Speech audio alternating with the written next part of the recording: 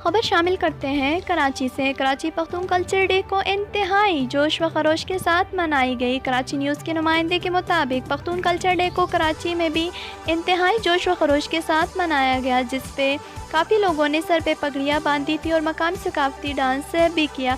कराची के arts council में भी एक प्रोग्राम मुनक्किद की गई, जिसमें पाकिस्तान पीपल्स पार्टी बलोचिस्तान का रहनुमा सैयद नासिर आगा और कराची के PS99 की यूसी 31 गुजरों के वाइस चेयरमैन और ज़िला SK के कायम मकाम जनरल सेक्रेटरी लाला रहीम ने शिरकत की और आवाम की बड़ी तादाद ने इस प्रोग्राम में शिरकत की। इस मौके पर पाकिस्तान पीपल्स पार्टी बलोचिस्तान के रहनुमा सैयद नासिर आगा ने कहा कि पश्तून कौम की बड़ी कुर्बानियाँ हैं इस मुल्क के लिए और एक तारीख़ भी है और इस मुल्क की तरक्की में भी बड़ा किरदार है। ये सकाफ़त भी किसी कौम का पहचान है। और इनका मज़ीद कहना था कि पख्तून भाइयों से अपील करता हूँ कि वो इस दिन को जोश व खरोश से मनाएं और अपनी सकाफ़त और तारीख़ को ज़िंदा रखें।